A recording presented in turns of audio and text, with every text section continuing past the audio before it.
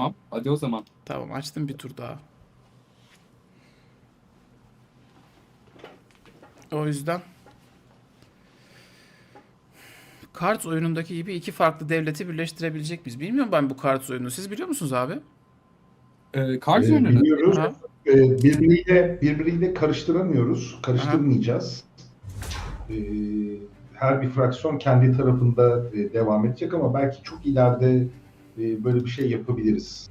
Ama zaten bizim kart adetlerimiz bayağı yüksek. Yani Hı hı. öyle şeye gerek yok.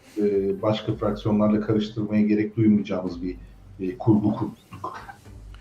Chat'te bir arkadaşımız demiş ki bir iki hafta önce bir arkadaşım atmıştı, kayıt olmuştum. Türk yapımcı ürünü olduğunu bilmiyordum. Ya zaten diyorum ya, işte o zaman insan daha bir şey hissediyor. Aa lan helal, bu oyun Türk oyunu muymuş diyebileceğin noktaya geldiyse bir oyun çok iyi. Yoksa öyle cami, bayrak falan koyarak olmuyor yani Türk oyunu yapmak arkadaşlar. Ben o açıdan da ekstra coşuyorum.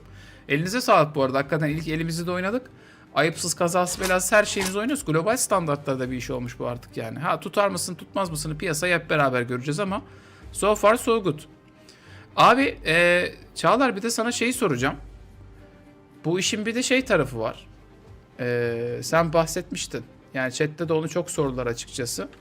Bu işin bir şey tarafı da olacak. Bir blockchain, bir NFT tarafı falan gibi taraflar da var. Onlar nasıl? Çünkü free to play deyince herkes şey diyor. Aman pay to win mi olacak falan diye endişeler başladı. Pay to win'den ziyade benim gördüğüm kadarıyla biraz pay to earn. Yani oynadıkça bir şeyler de mi kazanıyor arkasında? Bunun arka planında öyle bir planlar da mı var? Evet, öyle şeyler var ama o işin ön planında değil. Aha. Yani zaten bütün her şey free to play üzerine kurgulu olduğu için oradaki tarafta. Fakat biz burada değişik bir model deniyoruz. Hı hı. Hem Web2 dünyasını komple sarıp sarmalıyoruz olabilecek en iyi şekilde. Hı hı. Hem de Web3'ün hayatımıza getirdiği bütün teknolojik imkanları aynı potada eritiyoruz. Yani hem NFT var isteyen olursa bu şekilde, hem de normal olarak kredi kartıyla mobil üzerinden, Steam üzerinden yine aynı şekilde istedikleri gibi devam edebilecekler.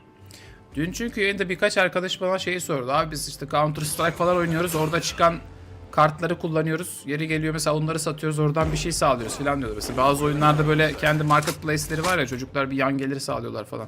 Yani burada da öyle bir şey yapma imkanı Aynen. olacak mı anlamında soranlar oldu aslında bana. Aslında birebir öyle. Fakat biz burada farklı bir model kurguluyoruz. O da şu. Biraz aslında biz niye biraz da buraları kurguladık? İşin neden NFT tarafına, Web3 tarafına da geçtik? Biraz onu anlatmak istiyorum buradaki tarafta. Trade edebilme imkanı ne yazık ki mobilde çok mümkün değil. Hı hı. Klasik Web2 dünyasında da aslında sadece işte Steam'deki marketplace'i kullanabiliyoruz ama şöyle bir durum var. Biz biraz daha farklı düşünüyoruz burada. Hı hı. Şimdi siz Steam'e girdiğiniz zaman bir oyun firması olarak gelirinizin %30'unu Steam'e bırakıyorsunuz. Aynısı Apple ve Android dünyasında da geçerli. İşte konsol tarafında da yine aynı şekilde yüzdelerinizi bırakıyorsunuz. Biz işin NFT tarafında girmemizin en büyük sebebi bizim NFT sahiplerimize ve bu projeye destek olan Web3 oyuncularına bir gelir paylaşım modeli yapıyoruz aslında. Biz de kazancımızın belirli bir oranını, %25'i kadarını biz bu oyuncular arasında dağıtıyoruz. Hı hı. Yani burada çok farklı bir model var aslında.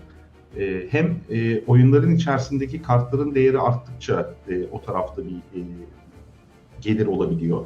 Hem de bizim gelir paylaşım modelimizle beraber buradan şey yapabiliyorlar. Ama hiç NFT'ye bulaşmak istemeyen, işte wallet yaratmak istemeyen klasik anlamdaki oyuncular için de oyun aynı şekilde akıyor. Yani hiçbir şey tarafında fark yok.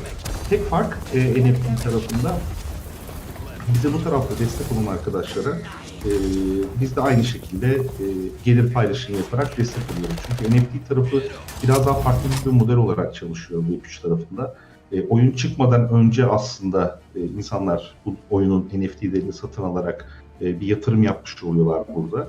Biz de bunun karşılığında bunu şey gibi düşünebiliriz, bir bono sistemi gibi düşünebiliriz. Yani British Arçelik bir bono çıkartıyor. Bu bono karşılığında insanlar belirli dönemlerde ne kazanacaklarını bilerek Arçelik'in bonosunu satın alıyorlar. Biraz aslında Aynı YouTube gibi model değil mi bizim abi? burada da- YouTube'da mesela gelirlerden, reklamlardan bir para kazanıyor. Sonra reklamlardan para kazandıran biz YouTuber'lar oradan bir pay veriyor. Biz YouTuber'lar da reklamdan para kazanmış oluyoruz reklam yayınlamadan. Öyle bir şey mi? Aynen öyle aslında. Yani beraber o şekilde söyleyebiliriz en basit anlatımıyla. Ama sonuçta bu bir finansal model. Bunu da dünyada ilk biz deniyoruz şu anda. Bunun başka bir örneği yok bu tarafta. Ama insanların endişelerini de anlıyorum. Çünkü bu zamana kadar ki oyun diye ortaya çıkan Web3 dünyasındaki ortaya konulan emekler aslında hepsi birer GameFi projesiydi. Hı hı. Yani bir finansal model var ve o finansal modeli bir şekilde oyunlaştırıyorlardı. Ama ortada gerçek bir oyun yoktu. Şimdi burada hepimiz görüyoruz. Bizim elle tutulur gayet ayakları yere basan, üzerinde bir buçuk senelik bir emek olan, dünya standardına yaklaşmayı hedefleyen, oraya doğru da emin adımlarla giden bir oyunumuz var. Hı hı. Stüdyomuz da bu noktada Web3'e yatırım yapıyor. Çünkü bu oyun içi asetlerin oyuncuların sahipliğine geçecek olması bence ilerleyen dönemlerde çok daha büyük bir konsept haline gelecek. Yani binlerce dolarlık oyuna yatırım yapıyorsunuz. Oyundan çıkmak istediğiniz zaman orada sadece elde ettiğiniz tabii ki işin en önemli tarafı oyundan eğleniyor olmak, iyi zaman geçiriyor olmak, kaliteli zaman geçirmek. Ama bunun yanında da neden oyundan çıkmak istediğiniz zaman yatırımınızın belirli bir bölümü belki daha fazlasını alamıyorsanız bence bu çığ gibi büyüyor şu anda. Büyük oyun stüdyoları da çok ciddi yatırımlar yapıyorlar bu tarafa. Yani önümüzdeki 3-5 sene içerisinde bu konseptin bayağı bir büyüyeceğini ve oyun dünyasında yeni bir sayfa açacağını düşünüyorum. Zaten oyun stüdyomuzu da hem Web2 hem Web3'ü aynı anda kucaklamak istemesinin en büyük sebebi bu. Şimdiden yerimizi almak istiyoruz o dünyada. Hayırlı olsun abi. Ben yani NFT blockchain tarafından pek anlamıyorum. Bir ara işte Maymun Ninja falan bir şeyler aldık. Pek bir faydasını da görmedim. Ama öbür tarafını anlayanlar kullanırken biz de orta tarafta patır kütür oyunumuzu oynayabileceksek benim için çok bir sakıncası yok diye düşünüyorum açıkçası. Tabii aynen. Zaten amacımız bütün oyuncuların aynı zevki alacak şekilde oyun oynayabilmeleri. Bütün amacımız da zaten onun üzerine kurulu. Zaten pay to win bir oyun yapmak kesinlikle en başından beri istemiyorduk. Öyle de ilerliyoruz zaten. Okey.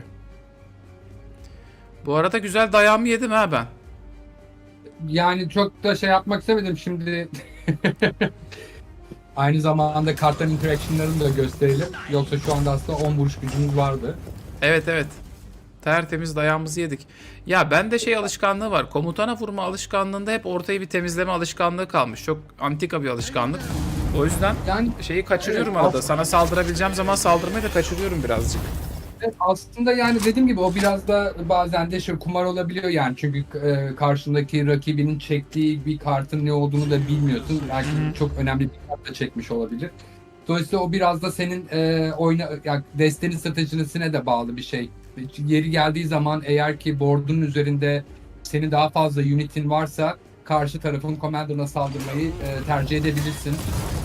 Ama eğer ki şeyler eşitse, güçler eşitse trade yapmak da o anda mümkün olabilir. Oyunu bu vesileyle sana verdik sanırım bu arada.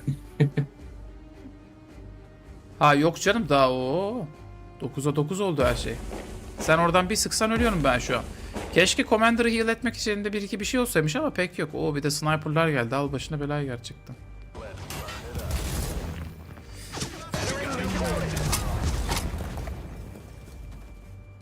Bakayım. Aa Brewster FFK Buffalo'nun özelliklerine bakayım dedim. 1 puanlık kart olduğu için hiçbir özelliği yokmuş. Neyse canı sağ olsun. Okey şöyle yapalım o zaman. Bakayım. Çok da yapacak bir şey bulamadım ha. O kavukların da şeyi burada biraz aslında devreye giriyor. Şimdi onları sen tabii ki şey yapamadığın için, hedefleyemediğin için. Oh yavol deyip çaktım mermiyi valla. Tamam. Biz de bir tane Second Marine oynayalım ve Air Patrol'da oynayalım. Ha hiç event kartı gelmedi ya bu sefer bana. Ne güzel ünite yok etme event kartlarım vardı. Onlar geleydi. Aa. Bağırarak GG. öldüm. Okey. Yapalım en azından. Evet. İyi güzel oldu valla. Hadi yenilen pehlivan hesabı bir tur daha yapalım. Storm Warfare, a free-to-play Web3 collectible card game.